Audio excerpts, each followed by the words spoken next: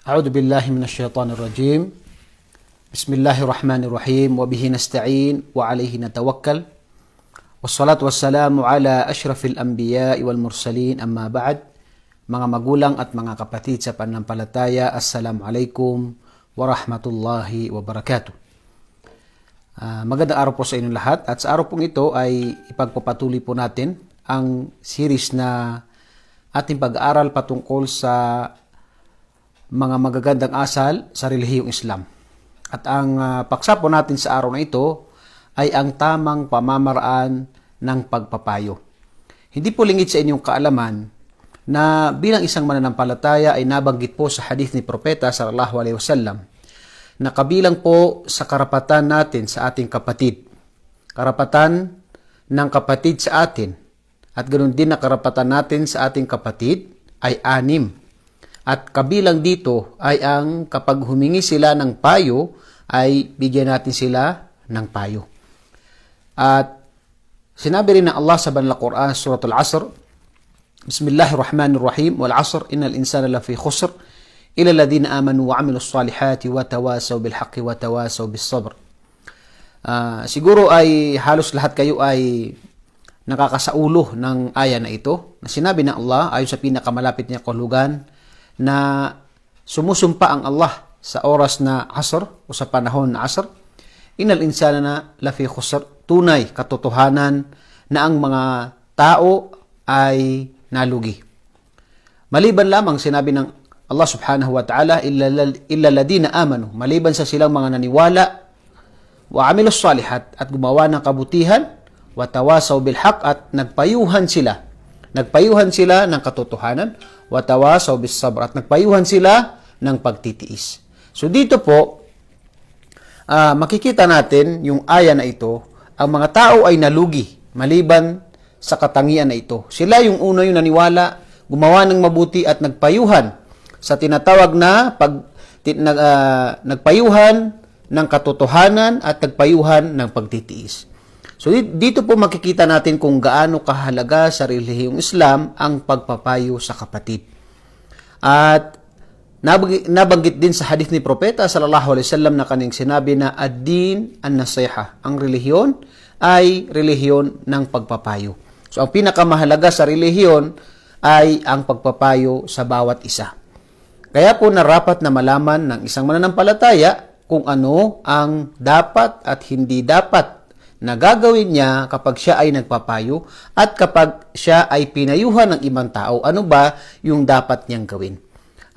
Ang pinakauna na dapat gawin ng isang nagpapayo ay yung ikhlas. Ibig sabihin, taus-puso yung pagpapayo natin. Ginagawa natin yung pagpapayo para kay Allah subhanahu wa ta'ala. Hindi natin gusto, hindi natin hayaan yung sarili natin na tayo ay purihin ng mga tao. Bagkus itong gawain na ito ay ginagawa natin dahil ito ay karapatan sa atin ng ating kapwa Muslim. At ito rin ay gawaing mabuti. Ito ay gawaing mabuti. At narapat na gawin natin ito na para kay Allah subhanahu wa ta'ala upang hindi masayang yung gantimpala na makukuha natin sa pagpapayo natin sa ating kapatid. At sinabi ng Allah sa Banal Quran, وَمَا أُمِرُوا إِلَّا لِيَعْبُدُوا اللَّهَ مُخْلِصِينَ لَهُ الدِّينَ حُنَفًا, na ayon sa pinakamalapit niya kahulugan ay walang inutos. وَمَا أُمِرُوا, walang inutos sa kanila, tayo na mga mananampalataya, maliban lamang sa tayo ay وَمَا أُمِرُوا إِلَّا لِيَعْبُدُوا اللَّهَ مُخْلِصِينَ لَهُ الدِّينَ حُنَفًا. Ibig sabihin ay sambahin lamang natin siya at mag-alay tayo. Lahat ng ating ginagawang pagsamba ay ito ay ialay natin para kay Allah subhanahu wa ta'ala. Ganun din, na pangalawa ay narapat na gawin natin ang pagpapayo bilang pagmamahal sa ating kapatid, sa iyong kaibigan, sa iyong mga kamag-anak. Ito ay tinatawag na pagmamahal sa kanila.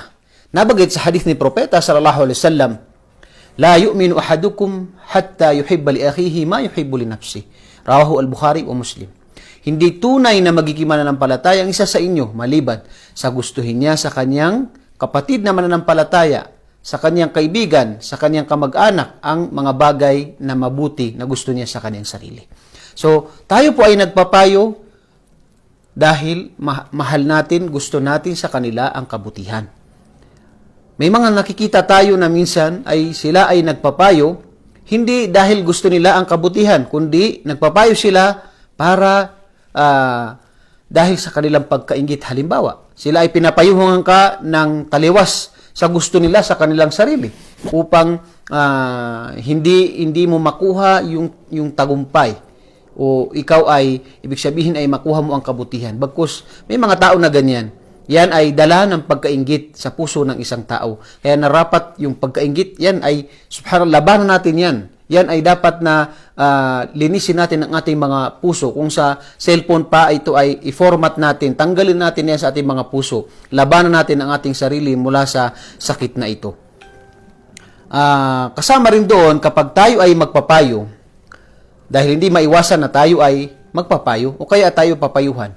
Kung tayo ay magpapayo, bago tayo magpayo sa ating kapatid, ay siguraduhin muna natin yung nagawa ng kapatid natin o yung sister natin. Siguraduhin natin kung ito ba ay ginawa niya o hindi. O ano ba ang dahilan kung bakit na ito ginawa. Halimbawa, nakakita ka sa Masjidil Haram na nagsagawa ng umrah sa umaga ng Ramadan na umiinom ng tubig. Subhanallah, ito, bakit mo sinira ang pag-ayuno mo? Pero dapat tanungin mo muna siya. Maaring siya ay naglalakbay, na galing ng Riyadh o galing ng ibang lugar. Ngayon siya ay kinailangan niya na uminom. Actually, kapag naglalakbay ka, hindi obligado sa iyo na mag-ayuno. Kundi pinapahintulutan sa iyo kung ikaw, lalong-lalo na kung ikaw ay mahihirapan sa iyong paglalakbay, at ikaw ay magsasagawa pa ng umrah. So, hindi po obligado sa atin. Kaya dapat tanungin muna natin yung kapatid natin, bakit yan ginawa? Halimbawa, ang isang tao hindi mo nakita sa masjid ng 5 araw. Sabi mo, hindi na nagsasala si brother. Hindi mo alam, baka may sakit o baka may problema na halimbawa, nanganganib ang kanyang buhay. So, bago tayo magpayo sa ating kapatid, ay alamin muna natin yung tinatawag na pangyayari. Alamin muna natin yung nangyari. Ito ba ay ginawa niya? Bakit niya ginawa? Ito ba ay totoo? Ito ba ay hindi? Kasi kung hindi naman niya sinabi ito, hindi naman niya ito ginawa, bakit pa tayo magpapayo? Hindi naman kailangan na magpayo na hindi naman talaga niya ginawa. Ang bagay na hindi kalugod-lugod. So, ang kinakailangan bago tayo magpayo ay siguraduhin muna natin ang lahat ng pangyayari. Maging tayo sa both side. Halimbawa, kung may kapatid tayo na nagkaroon ng tinatawag na alitan o sama ng loob, bago tayo magpayo sa bawat isa sa kanila, ay alamin muna natin yung details ng pangyayari. Mahirap naman na tayo ay magpapayo dito, doon, pero hindi natin alam ang tunay na nangyari doon sa kanilang tinatawag na alitan. So lahat po ng bagay na dapat nating tingnan kapag tayo ay magpapayo. Sinabi ng Allah sa Banal Quran, Ya ayyuhalladhina amanu in ja'akum fasiqun binaba'in fatabayyanu. So, kayo mga mananampalataya, kapag may dumating sa inyo na masamang balita, ay dapat na kayo ay alamin nyo ang pangyayari, yung details ng pangyayari na yun.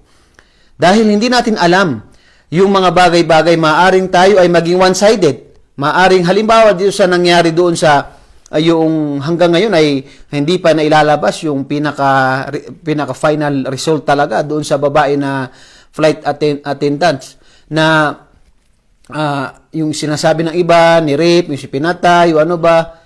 Tayo, sa bagay na hindi pa natin alam, huwag tayong maghusga, hindi natin alam. Hindi tayo doktor, wala tayo sa pangyayari na yun. Bago tayo manghusga, bago tayo magpapayo sa mga tao, dapat ay alam na natin yung pinaka-details ng pangyayari at 100% tayo na totoo itong nangyari at ganito, ito may kasalanan ito at ano yung ipapayo natin sa kanila.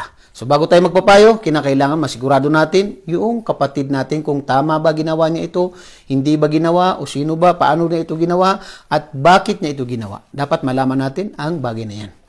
Kasama rin doon ay yung magpayo tayo ng habang maaga pa. Sabi nga nila ay mahirap gamutin ang tao kapag yung lumala na yung sakit niya. So bago pa lumala yung sakit ay gamutin na natin hanggang sa makakaya natin.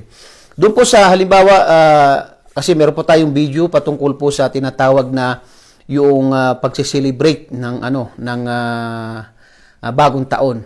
Yan ay pinaliwanag po natin. May nag-message sa akin na bakit ka nagbibigay ng mensahe pagkatapos ng tinatawag ng bagong taon. Hindi po, ginawa ko po yung video na yun sa 31. Ibig sabihin, ganitong oras sa 31, tapos ibig sabihin, gabi pa magsiselebrate yung mga tao.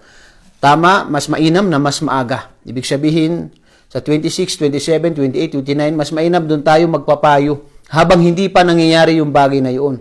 Halimbawa, pagdating ng tinatawag ng Christmas, dahil hindi po sa atin yan, hindi po sa mga mananampalataya ang Christmas na yun, bago dumating, tayo po ay magbigay ng payo. Dahil ito po ay karapatan sa atin ng ating kapwa na malaman nila kung ano ang dapat nilang malaman, lalo na ito ay patungkol sa pananampalataya.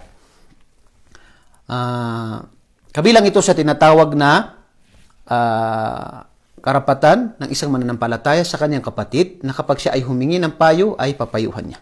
At ganoon din, ganyan ang sabi natin na tayo po ay magtulungan sa kabutihan. At kasama ito sa pagtutulungan na sinabi ng Allah, وَتَعَوَنُوا عَلَى الْبِرِّ وَالتَّقْوَى. Kayo ay magtulungan tungo sa makakabuti at pagkatakot kay Allah subhanahu wa ta'ala. Panglima, ay narapat na kapag tayo ay magpapayo, ay narapat na alam natin ang bagay na ito. Yung ipapayo natin, alam natin. Halimbawa, tayo ay sinabihan natin ng kapatid, tulad ng dati na may nagsabi dito na kahit daw katotohanan, dahil kapag nagkamali ang kapatid, ay sabihin mo sa kanya ang kanyang pagkakamali. Tama po yun. Pero ang sinabi niya, hindi ako nagbasa ng Bismillahirrahmanirrahim nung ako ay nagbasa ng Fatiha.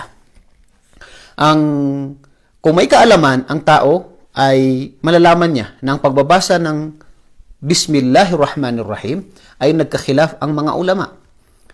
Sa ibang mga ulama, sinabi nila na hindi palalakasin ang Bismillahirrahmanirrahim. Ang ibang mga ulama, kanilang sinabi na babasahin ng malakas katulad ng Alhamdulillahirrabbilalamin yung tinatawag na basmala, yung Bismillahirrahmanirrahim. So kapag ganitong bagay na mayroong tinatawag na dalawang opinion ng mga ulama, ay narapat na alam mo ang bagay nito at ang pagpapayo nito ay sabihin mo na ang mas mainam ay binasa mo ang basmala. Ganun.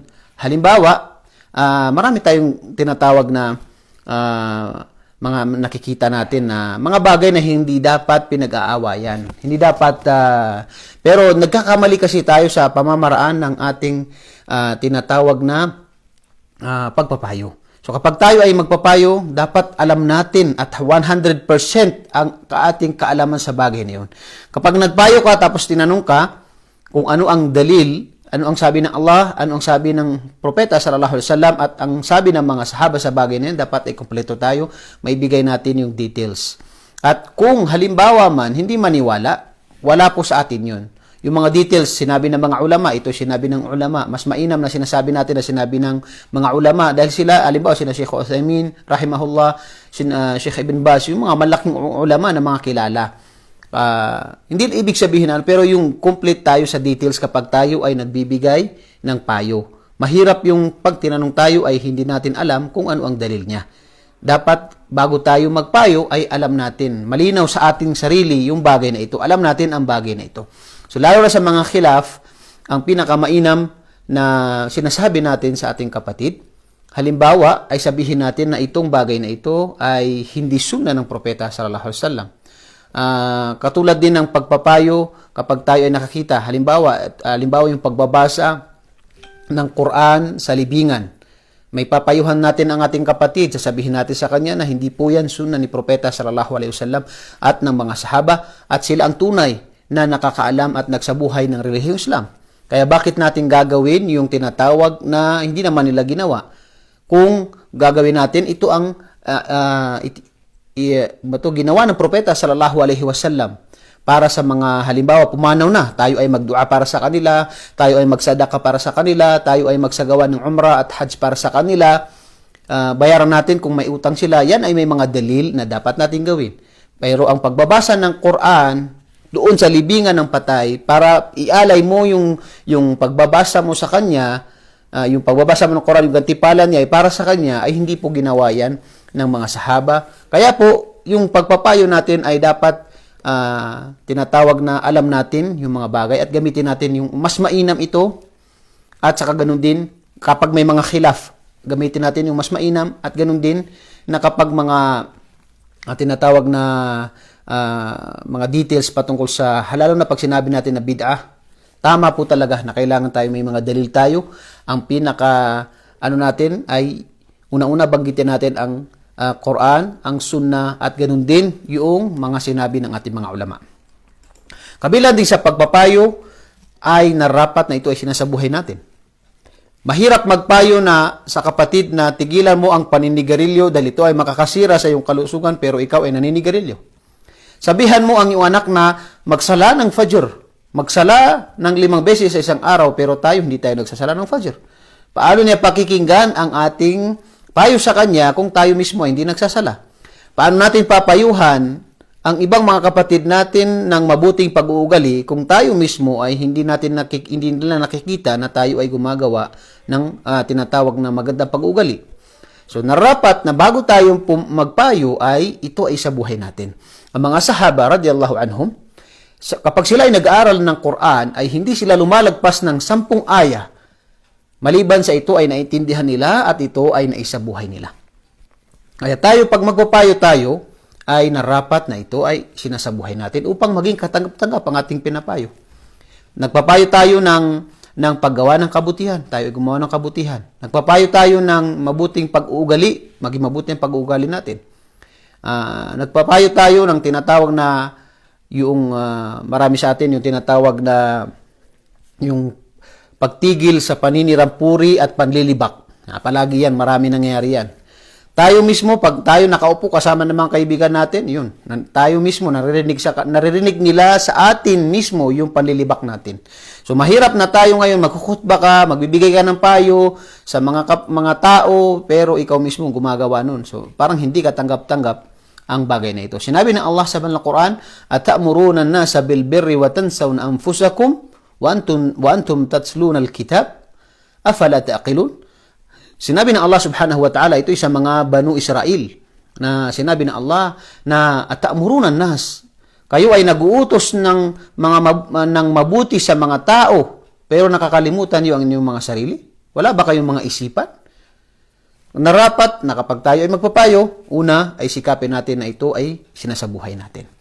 Ganon din yung tinatawag na al-hikma wal-mau'ida at saka yung tinatawag na mabuting pamamaraan. Kapag tayo ay nagpapayo, gamitin natin yung mabuting pamamaraan. Katulad na nabanggit natin kanina. At ganon din yung magandang pananalita. Tingnan niyo sa Quran na sinabi ng Allah sa banal Quran, "Faqula lahu qawlan layyina la'allahu yadhakkar aw yakhshawun." Ito sa ayan, Suratul Taha. Suratul Taha, ito yung kwento kay Fir'aun na inutusan sila ng Allah subhanahu wa ta'ala si Musa at saka si Harun na pumunta sila kay Fir'aun at payuhan nila. Ano ang ginawa ni Fir'aun? Sinabi niya na, "Ana rabbukumul a'la." Sinabi niya na siya ay Panginoon. Pero subhanallah, ang utos ng Allah sa kanila ay pumunta kayo kay Fir'aun at magsalita kayo ng mahinahon at baka siya ay magkaroon at ng takot kay Allah at magbalik loob kay Allah subhanahu wa ta'ala at maalala niya na siya ay alipin lamang. So dito makikita natin na kahit yung tao na sumuway sa mga turo ng Allah ay narapat sa atin na pakitunguhan pa rin natin sila ng mabuti. Pati yung pananalita natin, subhanallah. Sabihin niyo sa kanila, "Faqula lahu qawlan layyina." Sabihin niyo sa kanya yung makipag-usap kayo sa kanya ng mahinahon na pananalita. At sinabi rin ng Allah sa Al-Quran, "Ud'u ila sabili rabbika bil hikmati wal mau'izatil hasana wajadilhum billati hi ahsan." Suratu Nahl. Sinabi ng Allah, "Ud'u ila sabilik", iparating mo ang mensahe ng Allah subhanahu wa ta'ala ng may pinakamainam na pamamaraan at makipag-usap ka sa kanila sa pinakamainam na pakikipag-usap. So kahit yung mga tao na hindi mananampalataya, ay hindi mo pwedeng murahin sila, hindi mo pwedeng pagsabihan sila ng masama, kundi nararapat na tayo ay makipag-usap sa kanila na sabi, "Wajadilhum billati hi ahsan." Makipag-usap ka sa kanila sa pinakamainam na pakikipag-usap. Ganun din na pangwalo ay kapag tayo ay nagpapayo ay mainam na tayo ay nagpapayo na ito ay sikreto. Ito ay sa halimbawa ang isang kapatid ay nagkamali, nagkaroon ng tinatawag na siya ay nagkamali, lahat tayo nagkakamali, nakagawa ng kasalanan. Halimbawa, payuhan natin siya ng sikreto. Payuhan natin siya na siya lang. Dahil ang pagpapayo, sa isa sa mga sinabi ni Imam Shafi'i, na kapag tayo ay nagpapayo ng lantaran sa maraming tao, hindi ito pagpapayo, kundi ito ay pagpapahiya. Tama nga naman. Dahil kung ang tao, paano niya tatanggapin ang payo mo? Kung sasabihin mo, ya fulan, ikaw, bakit ganito? Katakutan mo ang Allah, papayuhan mo. Syempre, ang tao, normal, mapapahiya. Kaya sa atin, kapag tayo ay magpapayo, unahin natin ang sekreto.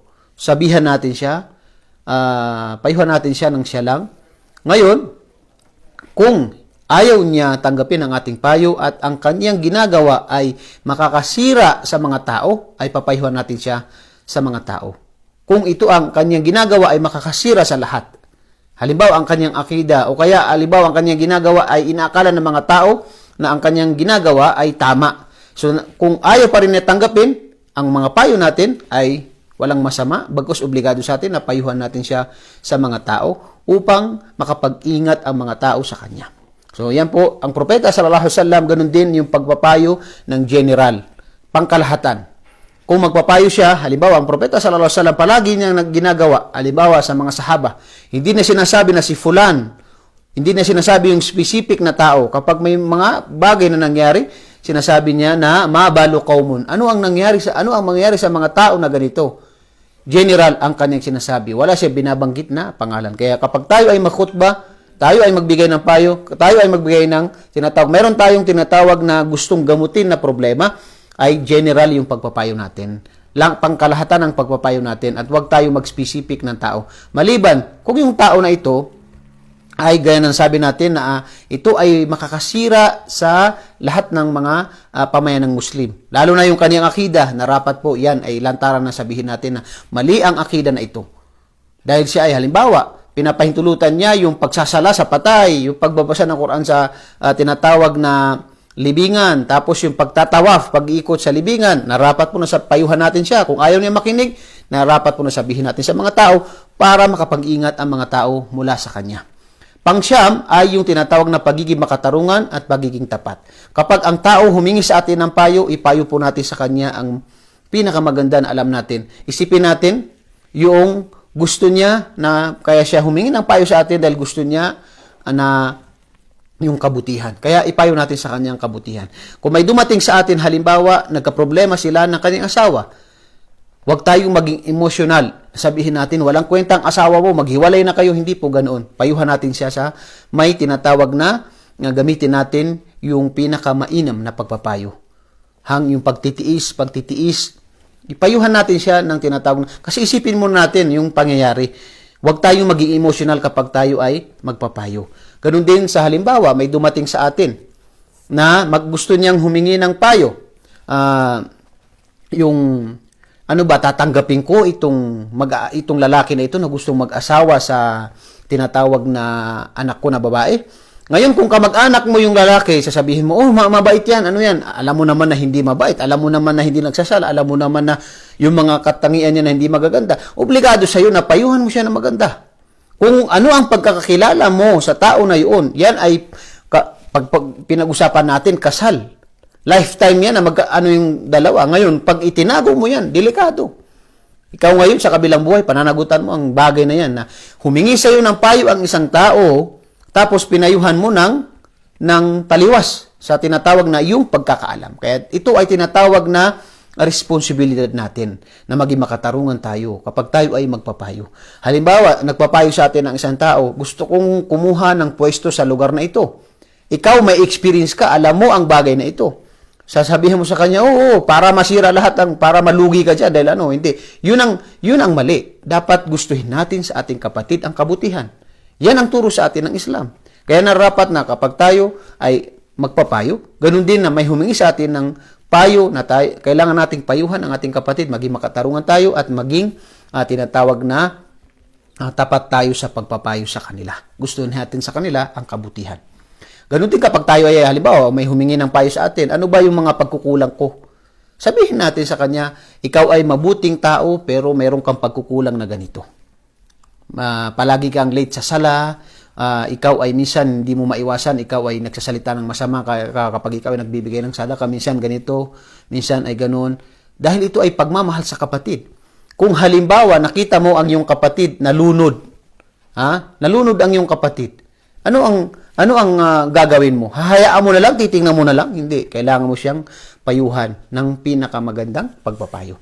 Ganun din na pagsampu ay takpan natin yung tinatawag na mga kapintasan ng ating kapatid. Hindi ibig sabihin na magpapayo ka, sasabihin mo sa lahat ng tao yung pinayuhan ko sa ganito dahil si ganito ay ganito. Hindi ganoon. Kundi, kailangan nating magpayo at itago natin ang tinatawag na kapintasan ng ating kapatid. Kung ito naman ay hindi makakasira sa mga tao sa pamayanan. Dahil ito ay kasalanan na nagawa niya, payuhan natin siya, pero hindi natin ilabas sa lahat ng mga tao. May mga tao, subhanallah, na hihingi ka ng payo sa kanila, pagkatapos kinabukasan, malalaman mo dun sa kapitbahay mo, dun sa kabila na lahat ay sinabi pala itong mga ganitong mga kapintasan na sinabi. So ganito yung pinakamainam na gagawin natin ay sinabi sa hadith ni Propeta sallallahu alaihi wasallam, man satara musliman satarahu Allahu yawmal qiyamah. Rawahul Bukhari. Sino man ang takpan niya ang tinatawag na kapintasan ng kanyang kapatid ay tatakpan sa kanya ng Allah subhanahu wa ta'ala sa kabilang buhay ang kanyang kapintasan. At bilang panghuli, payo sa mga tao na nagpapayo ay tayo ay magtiis. Hindi po ibig sabihin na tayo ay nagpapayo, tayo ay perpekto. Tayo rin ay nagkakamali.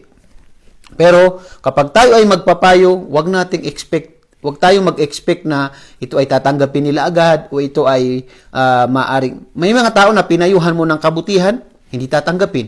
Pinayuhan mo ng pagsamba sa nag-iisang tagapaglikha, iwanan mo ang mga ribulto, yung mga Diyos-Diyosan, sasabihin sa iyo na, ano ang pakialam mo sa akin? Pinayuhan mo ang kapatid sa kanyang tinatawag na,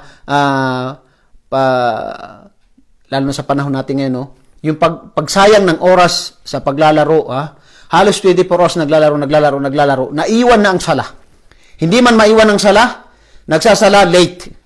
Huli na nagsasala. O kaya nagsasala, ang isip niya doon para siya kanyang nilalaro. Wallahi ladim, kapag nabuksan mo na yung laro mo, hindi mo na, dahil yan, gera na yan. Kaya anong mangyari? Pag nag-ikama na, mamaya na siya magsasala. Ngayon, pag pinayuhan mo ang kapatid, sabi napaka-killjoy naman itong mga ustad na ito. Hindi po, pagmamahal yun sa kapatid. Ayaw ng propeta sallallahu alaihi wasallam na maging selfish ang isang tao. Maging sarili mo lang iniisip mo. Kundi gustuhin mo sa iyong kapatid ang kamutihan. Tayo ay nagpapayuhan lamang dahil tayo ay lahat ay nagkakamali. Ang tao, pag pinayuhan mo siya na masama ang pakikipag-usap siya, hindi mo mahram, girlfriend, boyfriend, pag pinayuhan mo ang tao, sabi, pakialamero naman ito. Pinayuhan mo ang isang babae na hindi nagtatakip ng ulo, killjoy naman ito. Pakialamero ang taong ito. Hindi po pakialamero yan, pagmamahal po yan.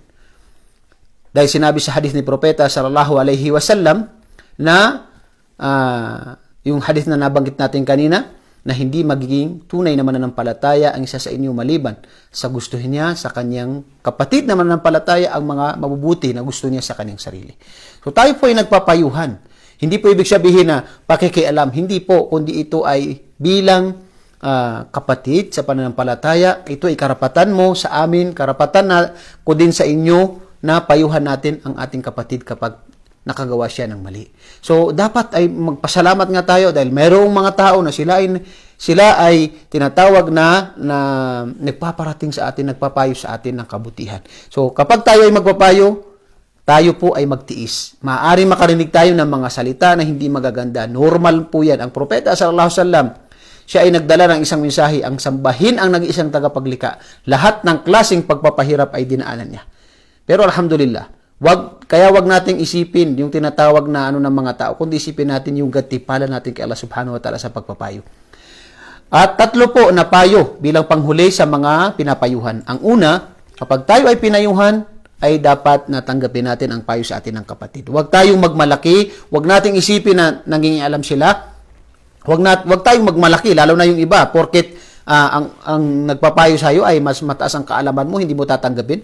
Kung alam mo naman na tayo ay nagkamali, mayroong mga sunna mayroon tayong mga pagkakamali, tanggapin natin ang ating pagkakamali. Ganon din, yan ang una, tanggapin natin at irespeto natin yung tao na nagpayo sa atin. Irespeto natin yung mga tao na nagpapayo sa atin. At kasama rin na kapag tayo ay magpapayo, ay maghanap tayo, pumili tayo ng tamang tao na hingin natin ng payo. Hindi po lahat ng kaibigan natin pwede tayong humingi sa kanila ng payo. Hindi po lahat ng kakilala natin ay pwede tayong humingi ng payo sa kanila. Pumili po tayo ng may tamang pag-iisip at alam niya, yung tao na ito ay may kaalaman at mayroong hikmah, mayroong siyang magandang pamamaraan sa pagpapayo. Dahil kung halimbawa may problema ang tao sa kanyang asawa, humingi ka ng payo sa iyong kaibigan, na itong kaibigan mo ay mainiti ng ulo. Ano sasabihin sa iyo? Kumbaga yan ay walang kwentang asawa, hiwalayan mo na lang yan. 'Di ba? Yung makukuha mo na payo doon.